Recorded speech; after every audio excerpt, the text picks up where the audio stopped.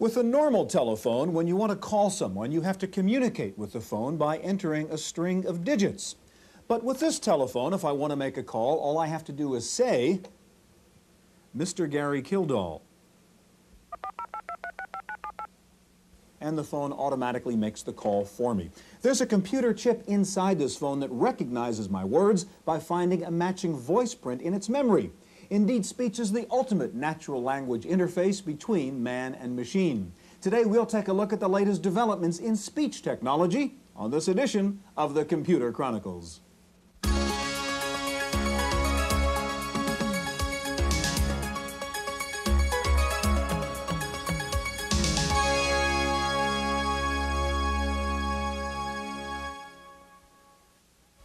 The Computer Chronicles is made possible in part by the Software Publishers Association, which reminds you it's a federal offense to copy software.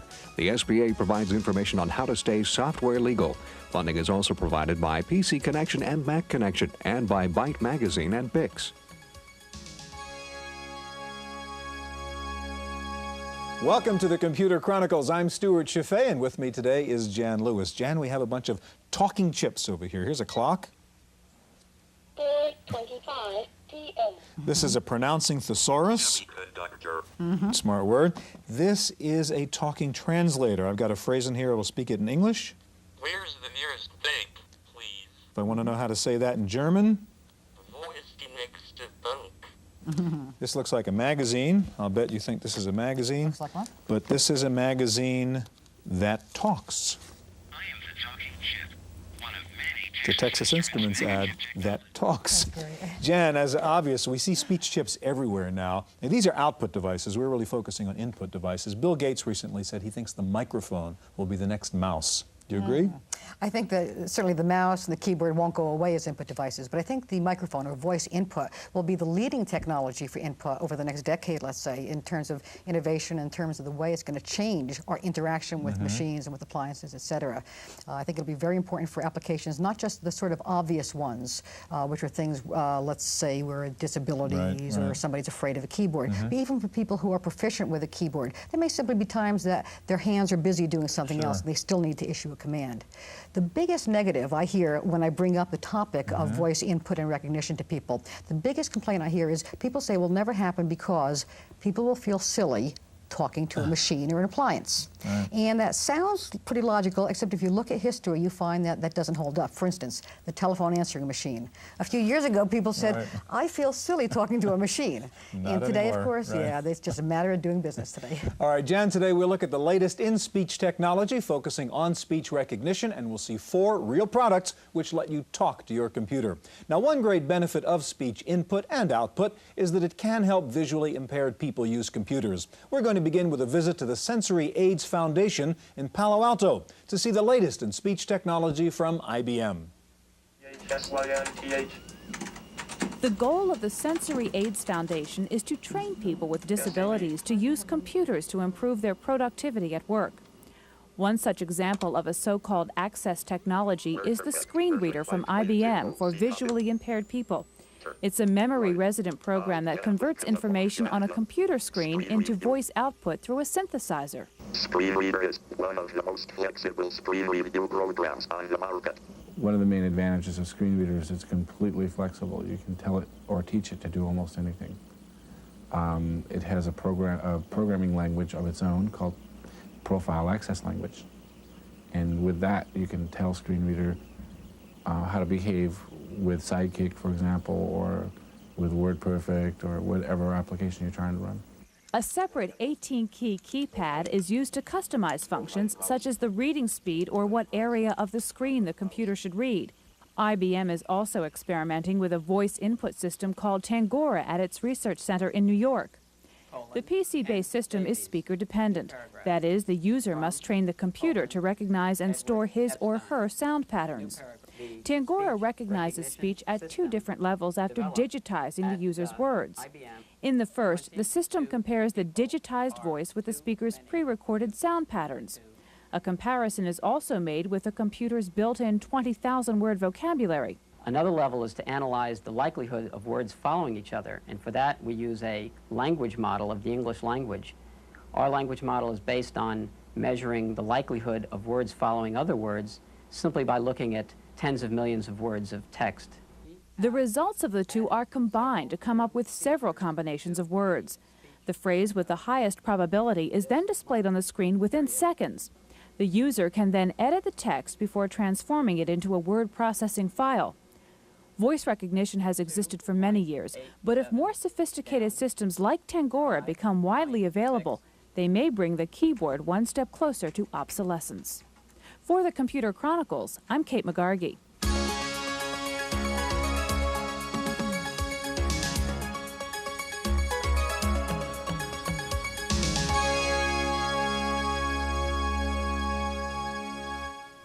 Here to show us the newest in speech recognition technology are Patty McKenzie of Dragon Systems and Merrill Solomon of the Voice Processing Corporation. Jan? Merrill, we've been hearing about the technology of speech recognition for a long time, and it's sort of a sexy technology, but so far it's been more hype. It's sort of been more talk than action, or maybe less talk than action. But are we getting to the stage now where we actually have commercial products that really work for people doing real things? There's no question that speech recognition technology has reached the point right now where it is commercially viable and cost effective. That's, I think, a very important item for people to note. I think a lot of people still think the HAL computer is what speech recognition is, and it's not. The HAL computer is 20 or 30 years from now. What we have is speech recognition. In Patty's case, it's isolated word and it's speaker dependent. In my case, it's small vocabulary, continuous speech over the telephone line, but it serves a useful purpose. They are very good, they're cost effective, and they're things that people should be buying and using today and not thinking about the HAL computer 15 or 20 years from now.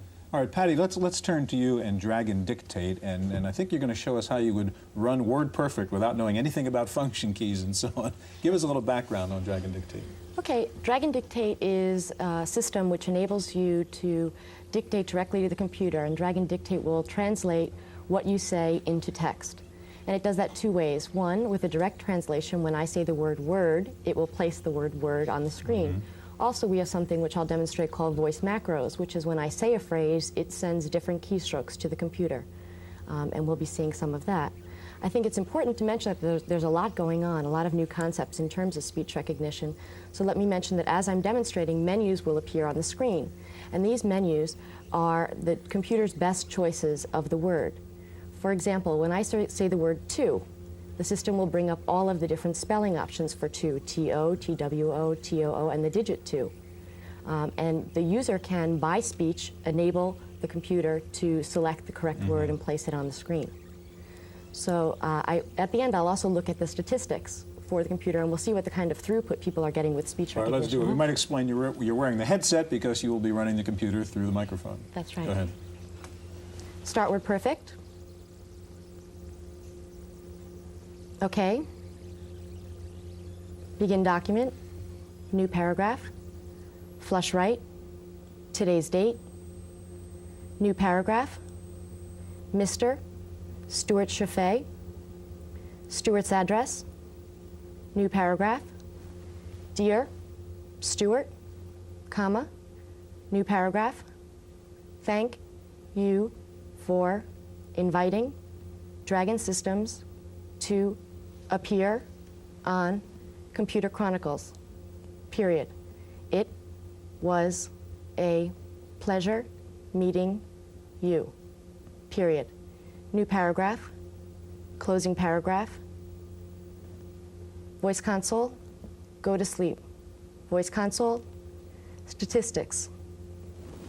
Now we see that the throughput of the system was approximately 77 words, if I can get it back up.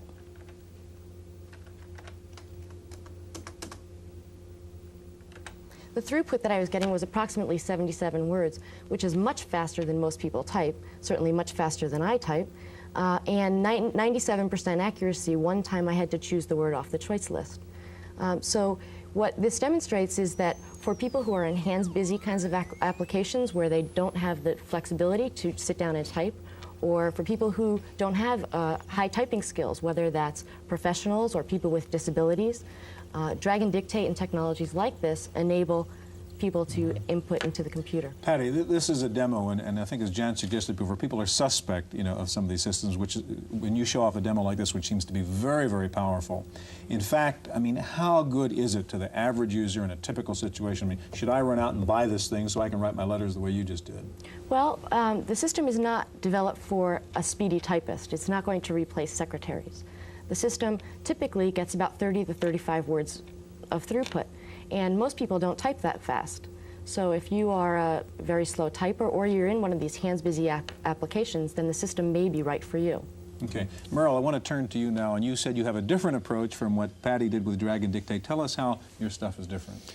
Ours is for the commercial application. It's for the credit card authorization, it's for the interactive speech response, the voicemail, the catalog order entry, and for the RBox and operator intercept. And what you really have is a board like that one in front of you? Yes, this is one of our boards. It fits inside of a PCAT, and it is self-contained and doesn't need any of the other memory or access to the machine, just a host to control it. And I take it this is designed for phone input, since that's what you have in front of you. Yes, indeedy. It is narrow band, it is continuous speech speaker independent, and operates over the telephone so that the general public has access to any of the capabilities. Show us here. how it works, Merle. I will. First one I'd like to do is a credit authorization demonstration. This is actually online right now at 2 of the 3 major credit card companies, and it's set up for the service establishment user to get in and off the line in under 30 seconds. So I just throw the numbers right in and it comes right back out. Okay, go ahead.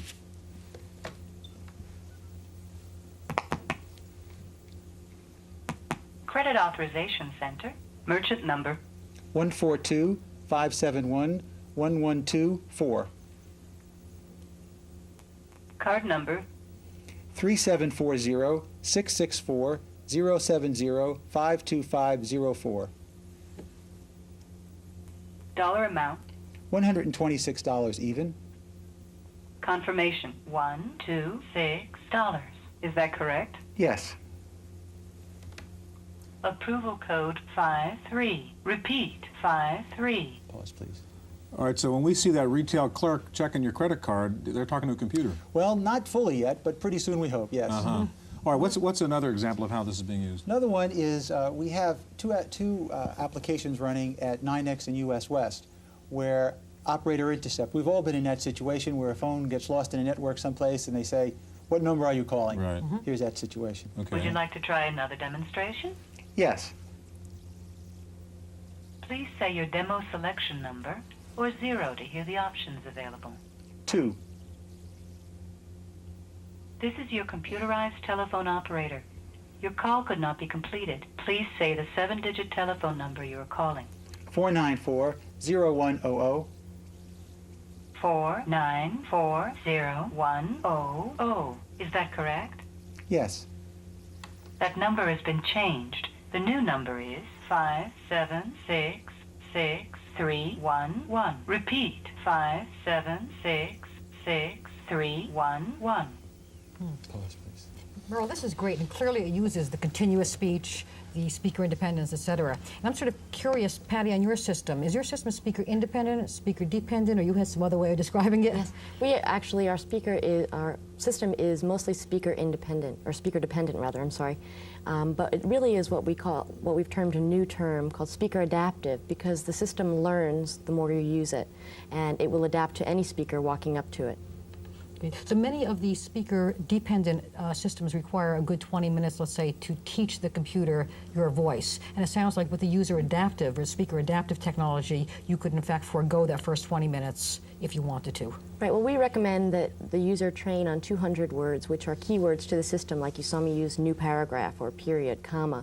And what that does is that builds a basic phonetic modeling for the user's voice. And from there, they can just begin dictating and using the tools to correct the words as they go. Patty Merle, I'm afraid we're out of time. All right, while speech recognition technology may seem to be a bit of a luxury, if you're a busy doctor trying to handle a hospital emergency room, speech input can literally be a lifesaver. Here's a report.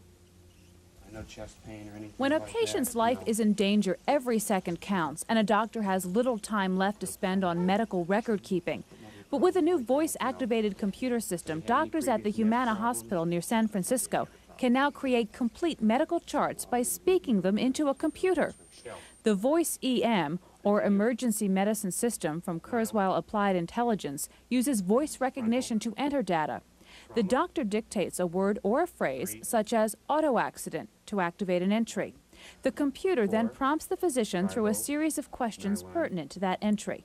The doctor simply speaks into the handset each time with his answer. Nylon, sutures, continue. 3 centimeter, laceration, right frontal scalp. The main advantages have been legibility, increased turnaround time. The charts are produced rapidly on site. We're able to produce legible, full discharge instructions that are handed to the patient upon discharge. There's certain risk management and quality assurance benefits that help our in-house audits of patient care. And finally, we find that the physician has more time to spend with the patient because he's not tied down to handwriting his charts. The Voice EM will respond to anyone's voice, and it comes with a built-in 5,000-word vocabulary. Doctors can tailor the system to their needs by adding extra words. The emergency medicine reporting system runs on a 386 IBM PC or compatible. And while doctors will need to spend extra time learning the new system, everyone from doctor to patient to hospital benefits. Some states have recognized the efficacy of the system and its impact on medical legal problems and have lowered their malpractice insurance rates to users. For the Computer Chronicles, I'm Kate McGargy.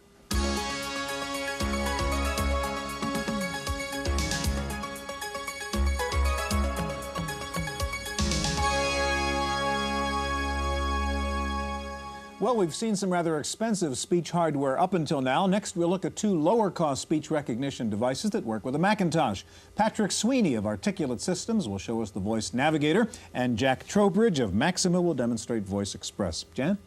Patrick, in the last segment, we saw basically the trade-offs between the various pieces of functionality, specifically whether it can be speaker independent, with continuous speech, and the size of the vocabulary. For instance, the product that Merrill showed had continuous speech, speaker independence, but a very small vocabulary. How do you handle the trade-offs and the kind of functionality that you choose to incorporate? Since we're running on a Macintosh, it's hierarchical based, and therefore you can execute any one of 200 commands at any one time. Underneath every single one of those menus, you can execute 200 more. So it's virtually unlimited. You can go as far as you like. But again, you're dealing with commands, so you have a kind of finite universe here. Exactly, as opposed not a to the more vocabulary. perfect example. All right, Jack, let's turn to Voice Express, and you've got the card in your hand. Describe it. Right. We have a new bus card works with the Mac 2 family. It has its own processor, so it actually does the word recognition right here on the card. It also stores the voice patterns that you're going to be trying to match against onto the card, so we don't take up any space inside the Macintosh, and we don't have to worry about interrupts and things like that with System 7.0. Yeah. We also have an analog chip here, so we can listen to the volume here, and people can adjust the volume, so if they need to put the headset down and then talk into it, they can do that. Show us how it works, Jack. Okay. Now, we can work with quick keys or tempo with those programs, and like he mentioned, we can also have groups of words. But in here, I have a HyperCard example where we have X commands, and for each one of the cards, you can have a group of words here, and you can cut and paste these sounds from one card to another. Here's the overall layout of the card itself. Again, we have 75 words that we can have at one time, but we can read and write into those with groups of words, a color group of words. So you can say color, red, you have tool groups and things like that. One of our main applications is CAD CAM, where you have just small groups of words off to the side. Here we have a ability to, like I say, to sample the sound here. Hello, hello, hello, hello. And then people can actually use this to do voicemail after it captures the sound, convert it into a sound resource, although the primary purpose of the card is voice recognition. Drive. This is a standard HyperCard. Let's make clear what you just did. You told the card to drive. I told the card to drive, and then it went and it clicked this button. Right. Instead of clicking the button. Yeah. And it took a standard HyperCard stack that most people see, and it shows you how you can add our voice commands to existing HyperCard stacks. And we've also created things so that you can go off from any card and train new words. And you can also adjust the confidence of a level on each one of those words. Okay, Patrick, let's turn to Voice Navigator 2, and how would you say this is different from the approach we just saw with Jack's product? The design of this product is to be productive with virtually any software. Any existing software in the market can be voice-driven completely. All right, which ones are you going to show us? I'm going to go ahead and launch McDraft and Aldous Persuasion. Okay. So I'm going to turn the system on. Open McDraft. So that launches the application. You can also string together macros and that kind of thing. Is this unit what's doing the actual work? Yes, this is the entire system between this black box and this microphone loaded into a SCSI chain. It's just loading the program and the files. Okay. 1-inch circle. Duplicate, duplicate, duplicate, edit, select all, line item, thick, 2-inch rectangle, duplicate, duplicate, edit, select all, arrange, align objects, concentric, OK, text entry, ASI, return, CAD CAM, 72 point, 24 point, 12 point, Chicago, file, quit, no. Pretty So neat. yeah, the idea is that you can completely circumvent 90% of the work because you don't need to be negotiating through the hierarchies of programs. I'll go ahead and launch Aldous Persuasion. Now, are people actually using this product Yes. now? A lot of CAD CAM, multimedia developers, and people doing desktop publishing, anything that's very mouse and keyboard intensive. Open, excuse me, slideshow, scratch it, slideshow, slideshow, excuse me, to point the microphone at me. This is a directional microphone picking up what I say. It filters out background noise and the like. The whole system is basically designed so that anyone can get up and running in about 5 to 10 minutes. What's the point in having speech input on a presentation type program like Persuasion? It certainly gives you a lot more flexibility. For example, if you're giving a board of directors meeting and you don't want to have to be right at your computer, right at the carousel, and you want to control the pace of the program, you can simply have it keyed to advance only on certain words. And also, instead of going in a linear fashion, you can tell it to skip ahead or go back to certain areas in the presentation. For example, loading an ordinary Persuasion demo right here, start slideshow, which begins the whole application. And then once the application, or actually once the presentation begins, I can just have it keyed into certain keywords. For example, I'm going to go ahead and say advance. Advance, please. That little menu bar pops up to tell you that it knew the command that you were talking about. You can disable that. Notice you're very polite to the machine. Yes, user-friendly both ways. Also, if you want to be, if you want to jump around the presentation, go to slide, sales, so you can back up and move forward. However your presentation, however you need to be running a presentation. Yeah, so again, you don't have to go linear, and you can just tell it go backwards to the slide I showed whatever it's called. Exactly. If someone interrupts you and says, well, wait a second, we didn't address those issues in the very beginning, it's very easy to say, oh, okay, I remember that we need to go back over the sales slide. You don't have to remember the number of the slide. You simply say, go to slide, sales. Yeah.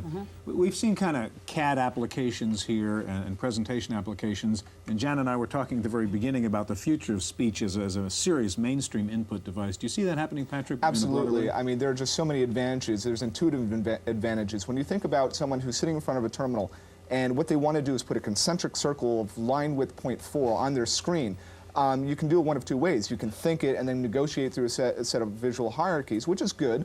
It's certainly a step above. Or you can simply say, concentric circle, 0.4 millimeters. Just like you did. Boom, it's up on the screen. Yeah. All right, Patrick, Jack, thank you very much. That's our look at speech technology. Stay tuned now for this week's Computer News.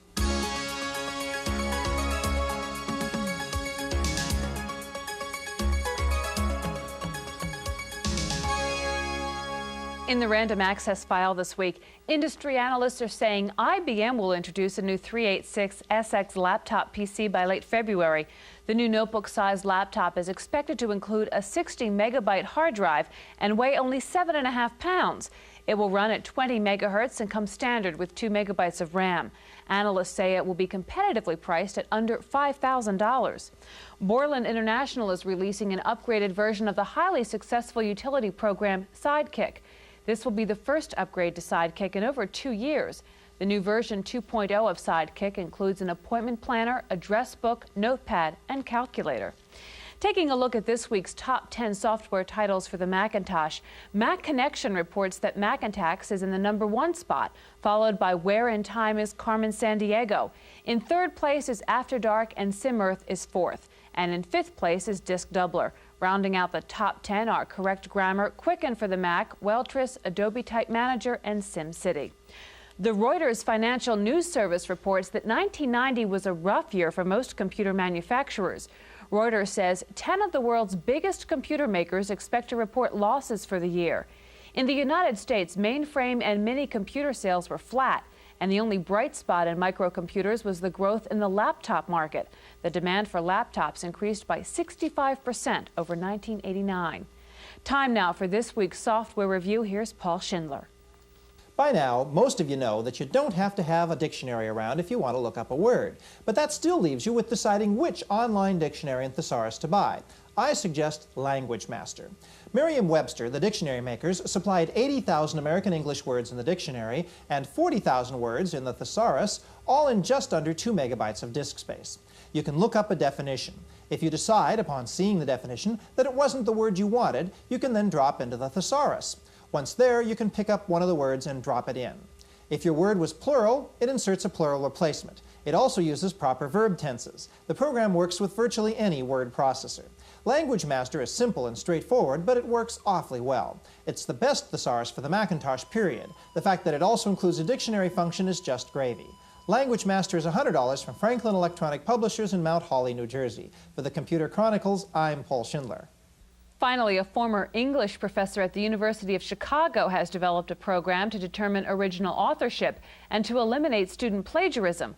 Called the GLAT Plagiarism Screening Program, the software deletes every 5th word in a student paper. The student then fills in the missing words, and the program determines the probability of plagiarism according to how well the student can reproduce his or her own writing. The concept is based on research in cognitive psychology, which says that people remember their own writing style better than anybody else's. This may suggest an appropriate New Year's resolution. That's it for this week's Computer Chronicles. I'm Kate McGargy. The Computer Chronicles is made possible in part by the Software Publishers Association, which reminds you it's a federal offense to copy software. The SBA provides information on how to stay software legal. Funding is also provided by PC Connection and Mac Connection, and by Byte Magazine and Bix.